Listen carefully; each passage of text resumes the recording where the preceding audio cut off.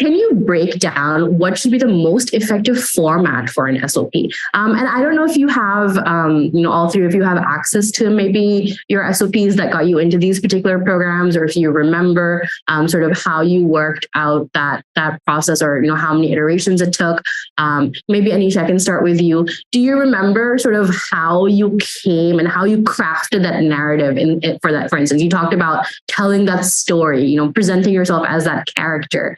Can you tell us a little bit about, more details, like how did you actually write your SOP?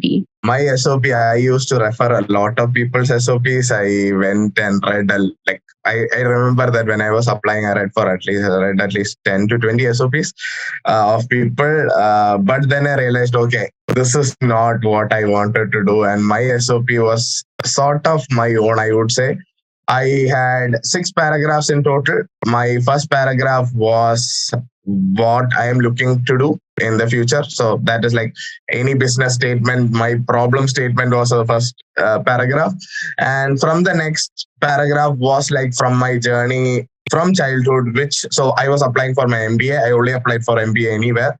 So from my next paragraph was all situations in my life, let's just say from school, which pushed me towards going into management. Why I felt that I want to be an MBA student, why I wanted to be a manager in future.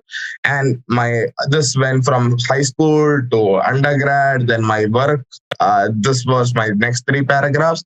And then I concluded overall at the end by saying my goals after my MBA. So putting it out there, my goal is like after in my late 30s or like 35 to 40, I want to be a CEO of a MNC. So that's my goal. And that is where my MBA is going to take me. So that is how I concluded my SOP. So I would recommend that process. Like you have your own, thought process, your goals in life and why you are going to do this. You have your reasons.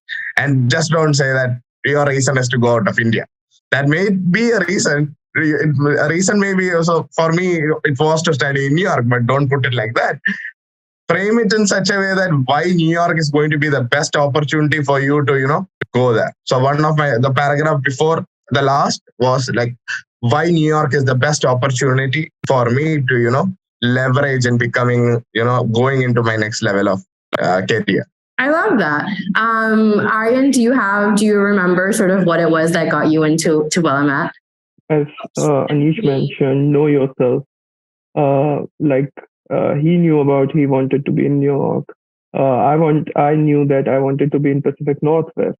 So ask yourself that, and it's totally fine if you are not area agnostic in the US. You just wanted to be in the US. That's fine too. So I would go through my SOP. I have pulled it up and wait a second. Yeah. Start with introducing normal stuff. Then go about what did you do, why you did it, how well. If you did pretty well, just highlight it. That would sell you. Apart from that, if you worked, talk about your professional experience, what you did, how it can relate to MBA. That's very super important.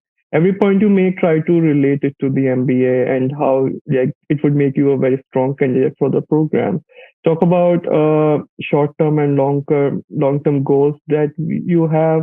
Super important for the MBA, having that clarity, and then concluding that why you are a strong fit for this school. Apart from this, address the questions why this program, that includes why this university, and then why this area if you want to, why the US.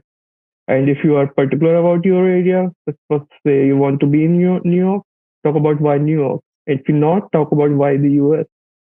You love the job market or you love the opportunities that the US economy has to offer. Whatever you want to talk about it. And these 4 or 5 points, if you follow this structure, it should be fine.